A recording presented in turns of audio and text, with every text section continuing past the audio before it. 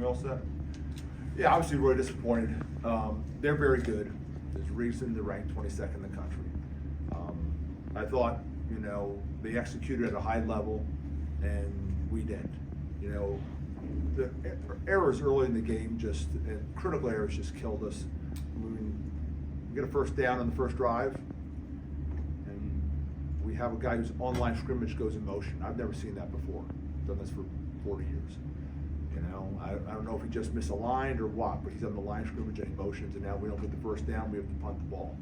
You just can't do those things. Football's cumulative, and those plays add up. When you don't get a first down, you don't get a drive, keep the drive moving. The same thing on a punt. We had a great punt, and we run into the returner, and there's no reason. He's fair catching. And all of a sudden, we give them 15 extra yards, and we get a stop, but they get a field goal because they got this 15 extra yards. So just those are the kind of things that we got to clean up, and it's so frustrating because I think, obviously Tulane is a really good football team, but just, our execution level versus their execution level, it wasn't the same. So disappointing, and, we have one more shot at this thing. You always want to try, getting your seniors out, on senior day, and a chance to beat a nationally ranked team and, get bowl eligible. And those three factors were, things we talked about all week long, and we didn't get any of it done. So, one more shot against another very good opponent coming up in North Texas. And I told the guys, normally we have a 24-hour rule. That 24-hour rule doesn't exist because it's a short week. We're in tomorrow practicing and getting some walkthroughs and kind of cleaning some things up. So, but just disappointed in our execution. We got to get better. As the season's gone on, I don't know if our execution has gotten better, and that's a little frustrating. So, questions? Is there anything any particular things that Tulane did to really plug up the running game? No, I think they're good.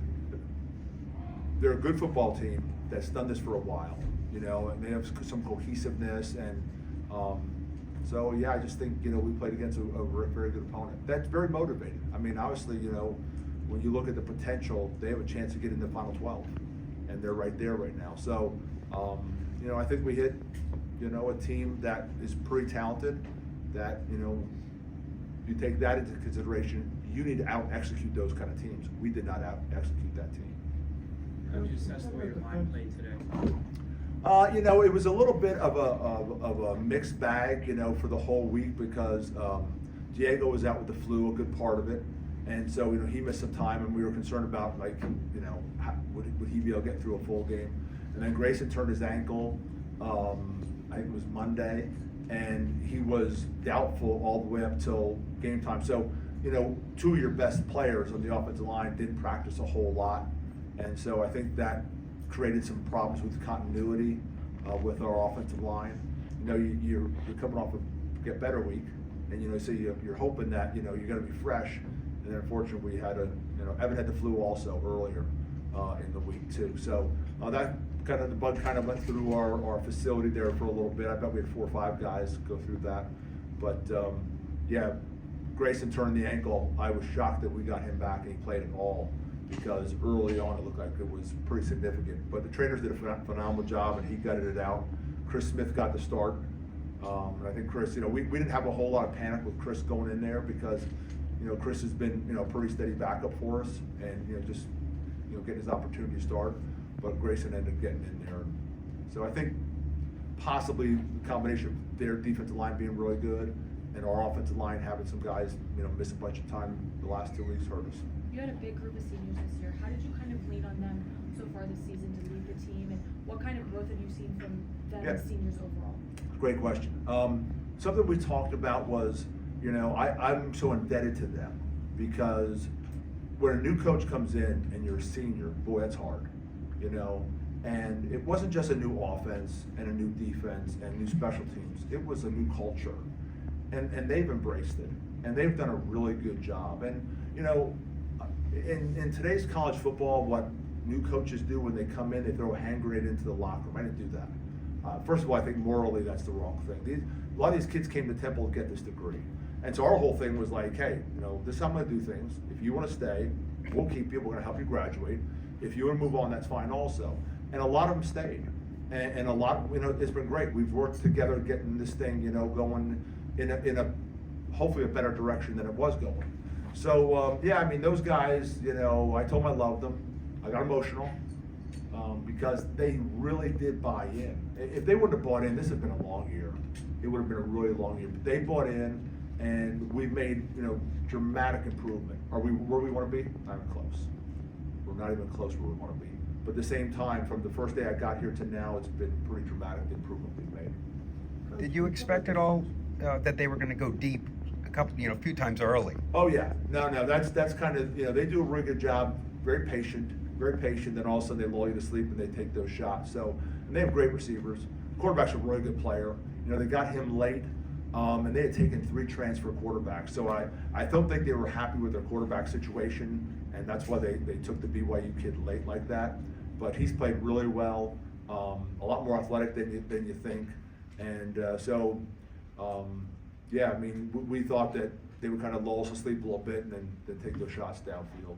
You know, first drive of the game, you know, first second play of the game. I mean, you know, we're there, we just don't make a play. But they have the kind of speed on the outside that, you know, can make those big plays downfield. Can you talk a little bit though defensively, when you look at their time of possession? Yeah. You kept them out of the end zone with first. Yeah, a little bit bend, no break, you know, I mean,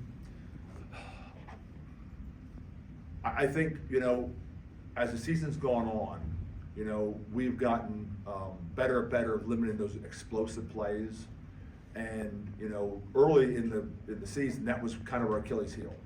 Like, you know, 80% of it looked really good. But then there was that 10, 15% that, boy, oof, I mean, we're giving up big plays, you know. I think we've done a better job of limiting some of those explosive plays. But, you know, it's like it's death by 1,000 cuts, you know. And so we have to get better at, you know, little things like, you know, fitting our run gaps a little bit better. You know, we're giving up too much yardage on some of those kind of things. So, you know, it's a brand new defense. I mean, brand new offense, brand new special, a lot of moving parts with everything. There's some things I will work on trying to get fixed. I think to play cleaner, we got to simplify a little bit. And so we're going to work on those kind of things. But those are kind of off-season projects that I need to take care of. Got to remember, this staff, I didn't coach with this staff. These are all guys I brought in. And so it's been a little bit of a growth process. And there's some things I love, and there's some things that I think we can get better at. And so, like, when this season's over, that's going to be one of the things I'm going to do is do a full post-mortem on everything. Our personnel, our scheme, everything about the program. And, you know, hopefully the goal is to try to move forward and get better, so. The last play in the first half, looks like you had the blocker set up and nobody was there to receive it. What went wrong there? Yeah, and that's, you know, Tyler said, hey, can we bang a timeout? Just want to make sure everybody is in the right place. And we did, and we had someone not go in the right place. We actually had 2 guys. So that's a little frustrating because it's like attention to detail kind of stuff. And it was set up. I mean, we had a caravan. And I think we thought we had to get a little aggressive because we you know, they were going to wear us down. You know, they were going to wear us down if we didn't make a play. And so I was all on board with Tyler, like, yeah, let's just see if we can get this thing. And we had it set up. It's just we didn't have some guys get to the right spots. And that was a little frustrating. We had a couple guys not play their best game in a critical time. What happened specifically in the second quarter after that? You guys had that response, put together that nice drive, and then the offense just sputtered out after that. Yeah, I think they started getting a little bit more pressure. You know, Evan didn't have the time. And the other thing is, you know, typically in the past, when he's pulled the ball down, he's been able to get some good positive yards. They're pretty athletic. They're pretty talented again. They're 22nd in the country, you know. So they've had a really good year, and they're in the hunt for that 12th spot. And I thought that, you know, our chance was if we could play clean, we could and we just didn't play clean enough. And that's frustrating. And I got to figure out, and it's so easy to point the finger at the kids. And I that's not how I operate. I always want our guys to look internally first. Okay, is there are things that we could do, how we call things, you know, the amount of verbiage we have, the volume of defense and offense we have, all those kind of things. And so, you know, once the season's over, we will do a deep dive and say, okay, like, this is where we were. Now we need to get to a higher level, and we got to look at ourselves first. And I think that's really healthy when you do that. You don't want to blow everything up because obviously there's a lot of good things we've done, but there's definitely things that we can do to improve. So, yeah. Do you have any concern sort of about the confidence level, maybe particularly of the offense, where this is, I mean, you're playing for Yeah. a bowl game next Friday? Yeah, oh, no question, but the way I addressed the locker room was like, listen, you played a really good football team that out-executed you. You had to out-execute them, and you did. We don't have 24 hours to like mourn this. We're in tomorrow, getting ready to go play North Texas. So, this is our last shot, guys. This is our last shot. And so, yeah, I mean, and the biggest thing at the end of like, hey, and give me your eyes, we're in this thing together. No one's pointing, we're in this thing together. And that's a constant theme that I always have with these guys, is we're in this thing together. When we lose, we lose. When we win, we win. So, like, we have one more shot at this. Only chance we have of getting there is if we just take a deep breath, evaluate what things we can evaluate to make ourselves a better team, and then put it aside and try to go beat North Texas. Sekou just, again, I know. he Yeah, just- I mean, he's gonna get operated on. I mean, it's and that is a shame because, the flashes that he showed early in the season, he's a guy you couldn't lose because he just has a unique skill set that no one else has. I mean, his ability, to pass rush, but he's big enough that you can bump him inside at times if you have like 3rd and long and you want to get a speed package out there. And he's just such a dominant player, not having him the last, 5 weeks now probably.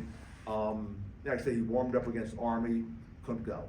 He's wanted to go, and finally we're like, let's get the surgery and kind of move on. So he'll probably, I think they might have surgery scheduled for him for Monday. Cause he warmed up today, right? He did, just because it was senior day. So it was senior day, he wanted to go out, with his guys, but, pretty much earlier in the week, we've decided like, yeah, I mean, we're just keep on hitting these brick walls. And, so let's get some imaging and let's see what's in there and let's, get things moving. So, yeah, that's been a real disappointment because, again, you saw the flashes that he had early in the season. And if we could use anything, it's that pass rusher on the outside, especially against, someone like North Texas, who we play next week, who, is gonna have, guys gonna be throwing around. We recruited that kid at Sam Houston. We actually offered him a preferred walk-on spot, and probably was gonna come to our place. And then one of his buddies went to North Texas.